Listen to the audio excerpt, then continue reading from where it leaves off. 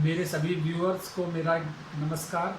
उम्मीद करता हूं कि आप सभी ने मेरे channel English by Umesh Guru subscribe कर लिया होगा और हम निरंतर आगे बढ़ते जा रहे हैं अपने टॉपिक्स को लेकर। सब्जेक्ट वर्ब एग्रीमेंट हमारा चल रहा है, जैसा सब्जेक्ट उसी के हिसाब से वर्ब। सब्जेक्ट एक वचन है तो वर्ब भी एक वचन होगा, सब्जेक्ट बहुवचन है तो वर्ब भी बहुवचन होगा। अब ये हमें पहचानना है कि दिए हुए सेंटेंस के अंदर सब्जेक्ट एक वचन है या बहुवचन है। इसके रूल्स हम लगातार क्लियर करते जा रहे हैं। पार्ट 2 के लास्ट 2 रूल्स मैं आपको याद दिला देता हूँ।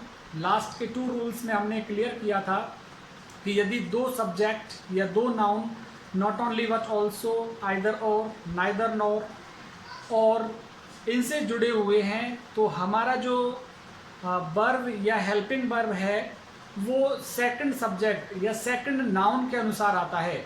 इसी के जस्ट अपोजिट में हमने एक रूल लिखा था कि यदि दो नाउन या दो subject as well as, in addition, along with, together with, besides इनसे जुड़े हुए हैं तो हमारा जो वर्ब और हेल्पिंग वर्ब की स्थिति रहेगी वो फर्स्ट सब्जेक्ट पे डिपेंड करेगी।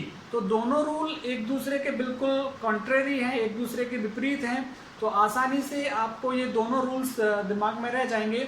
अभी मैं कुछ इसी तरह का रूल फिर आपके सामने लेकर आ रहा हूँ कि जब दो नाउन या दो सब्जेक्ट प्रेपोजिशन से जुड़ते हैं, दोस्तों वो प्रिपोजिशन नहीं है, प्रेपोजिशन, करेक्ट कर लीजिएगा अपना प्रोनाउंसिएशन, प्रिपोजिशन नहीं है वो, प्रेपोजिशन। तो दो नाउन जब प्रेपोजिशन से जुड़ते हैं तो क्या स्थिति रहेगी वर्ब की या हेल्पिंग वर्ब की, वो मैं क्लियर कर रहा हूं। तो आप यहां पे उम्मीद करता हूं ये रूल आप लिखेंगे। जब दो नाउन के बीच में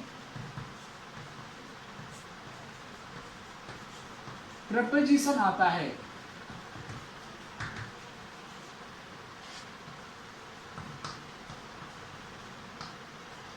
तो हेल्पिंग वर्ब ऑब्लिक वर्ब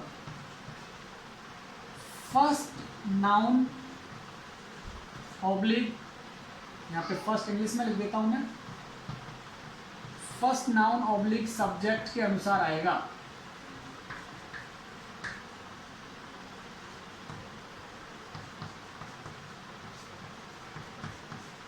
इसमें स्थिति कैसे बनेगी?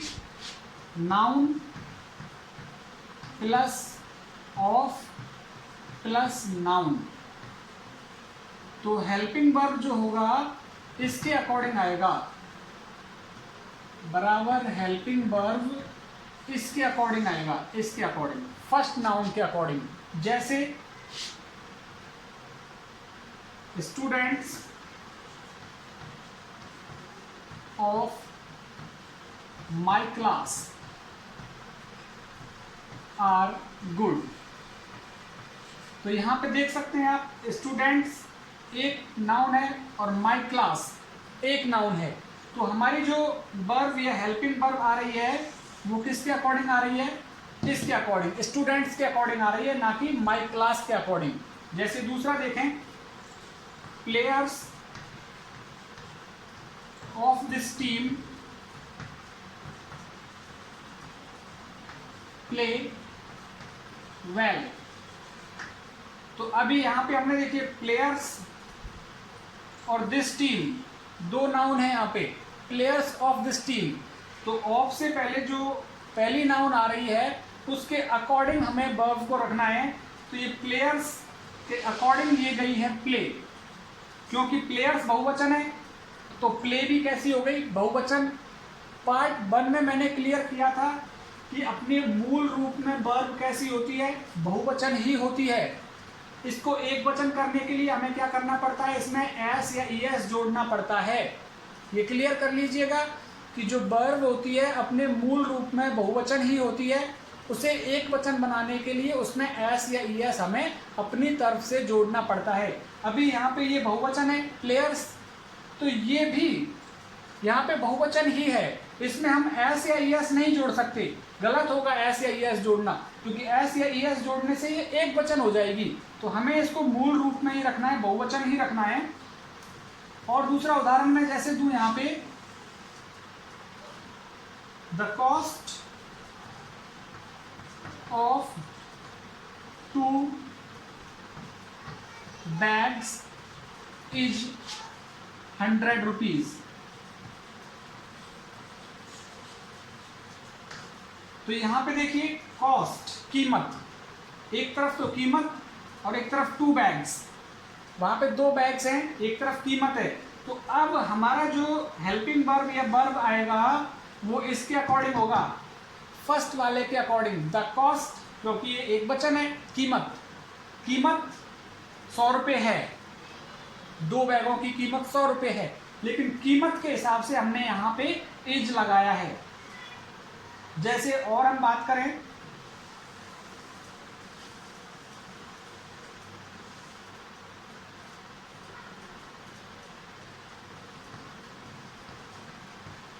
horses of this stable run fast। तो horses बहुवचन, अस्तबल जो इनका रहने का स्थान है, तो यहाँ पे हॉर्सेज बहुवचन आ रहा है, तो वर्ब भी बहुवचन होगी। और मैंने आपको बता रखा है कि वर्ब मूल रूप से बहुवचन में ही होती है। तो ये यहाँ पे इसने लिया बहुवचन वर्ब को अपने साथ में। जैसे milk of these factories is pure, full stop. तो यहां पे मिल्क, मिल्क और दीज फैक्ट्रीज, 2 यहां पे नाउन आई हैं, दूध और इन फैक्ट्रीज का। तो दूध के हिसाब से हमारी हेल्पिंग वर्ब कैसी आ गई, यहां पे सिंगुलर आ गई।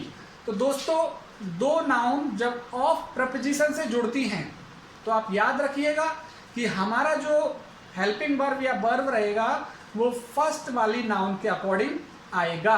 अभी इसका जस्ट अपोजिट एक रूल हम देखते हैं। ये आप रूल्स साथ के साथ में लिखते जाएं तो ज़्यादा अच्छा है। ये रूल बहुत ही इंटरेस्टिंग है।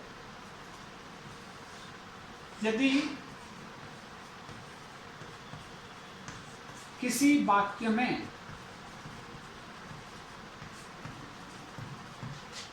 निम्न phrases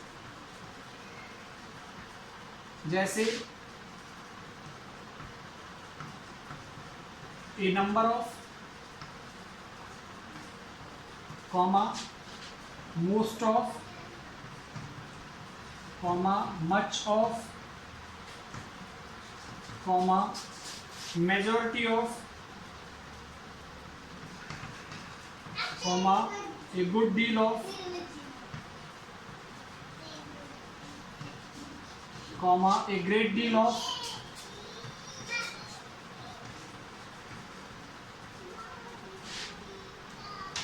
a great deal of, heaps of, part of, percent of, comma,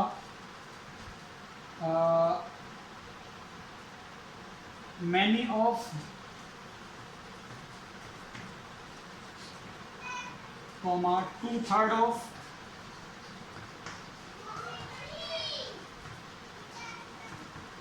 comma, a number of, most of, much of, majority of, good deal of, great deal of, some of,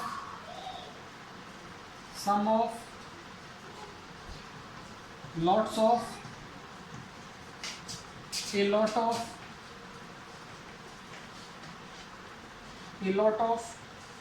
का प्रयोग हो,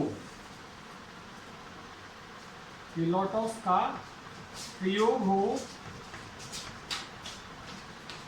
तो helping verb oblique verb of के बाद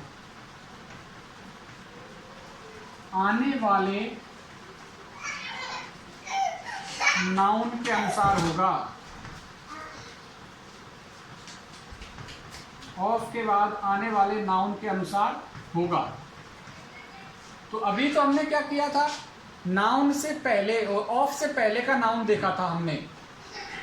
पिछले वाले rule में of से पहले का नाउन देखा था। प्रीपोजिशन ऑफ आया है तो पहले वाले नाउन के अनुसार हिसाब से हमने हमारी वर्ब या हेल्पिंग वर्ब लगाई थी। अभी ये फ्रेजेस यदि वाक्य के अंदर आती हैं, a number of, much of, majority of, good deal of, great deal of, heaps of, part of, percent of, many of, 2/3 of, some of, lots of, a lot of, ये यदि आती हैं तो ऑफ के बाद जो नाउन आ रही होगी उसके हिसाब से हमें हमारे हेल्पिंग वर्ब का यूज करना होगा। कैसे करना होगा देखिए, यहां ऊपर से हटा देता हूं मैं इसको। किस तरह से करेंगे, जैसे a number of students are present. तो यहां पे हमने देखा ए नंबर ऑफ फ्रेज आ गई है, उसके बाद जो नाउन आई हुई है, ये नाउन, इस नाउन के हिसाब से हमारी वर्ब या हेल्पिंग वर्ब हमने यूज की है। ये वाली काउंटेबल है, गिनने वाली है तो बहुवचन ही आएगी। ये तो गिनने वाली, जैसे आप गिन सकें तो बहुवचन ही होगी।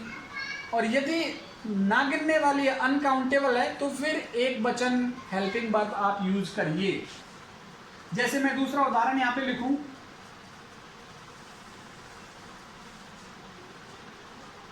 ए लॉट ऑफ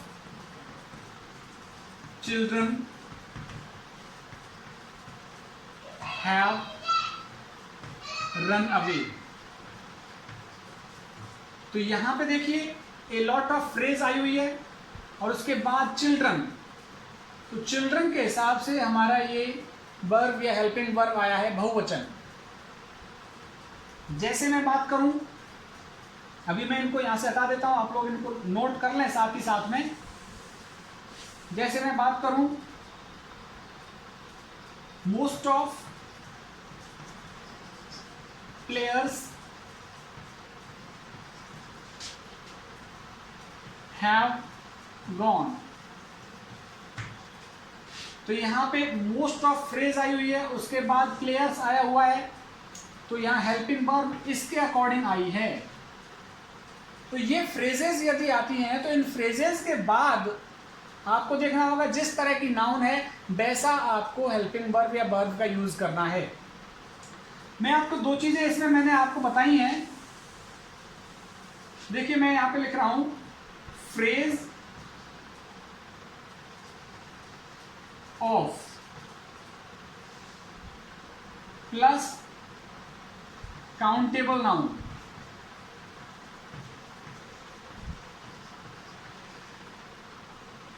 बराबर plural helping verb, plural verb. और एक काउंटेबल नाउन भी कैसी होगी, ये भी प्लूरल ही आएगी, प्लूरल ही होगी। इसी में हम दूसरा करते हैं phrase of plus uncountable noun, जिसे आप गिन ना सकें, बराबर सिंगुलर वर्ब। तो ये यहां पे ज्यादा क्लियर हो गया है। अब ये ज्यादा क्लियर हो गया कि phrase of plus uncountable noun आए। अभी तक आपने देखा ये सब काउंटेबल है, इनको आप गिन सकते हैं, प्लेयर्स को गिन सकते हैं, चिल्ड्रन को गिन सकते हैं। लेकिन एक सेंटेंस में यहां पे लिखूं lots of milk has been sold. तो यहां पे क्या स्थिति बनी पड़ी है, देखिए लॉट्स ऑफ फ्रेज आ गई और फ्रेज के बाद जो ये मिल्क आया है ये कैसा है, अनकाउंटेबल है। अनकाउंटेबल होने की वजह से जो यहाँ पे वर्ब या हेल्पिंग वर्ब आई है वो एक वचन है। जैसे और उदाहरण मैं आपके सामने रखता हूं,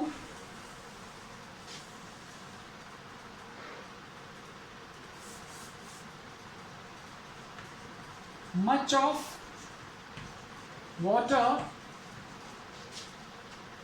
हैज बीन ड्रेन्ड। तो यहां पे आप देखें much of water, much phrase आई हुई है, वाटर अनकाउंटेबल है। अनकाउंटेबल होने की वजह से यहां पे जो ये सिंगुलर हेल्पिंग वर्ब का यूज हुआ है, मैं यहां पे लिखूं मैनी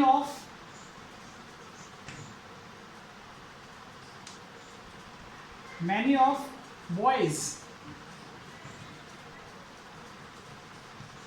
हैव रिटर्न। तो यहां पे देखिए बॉयज काउंटेबल है, बॉयज काउंटेबल है, तो यहां पे काउंटेबल होने की वजह से जो ये हेल्पिंग वर्ब आई है वो कैसी आ रही है, बहुवचन आ रही है। जैसे यहां पे और उदाहरण, कितने उदाहरण हम लिख सकते हैं,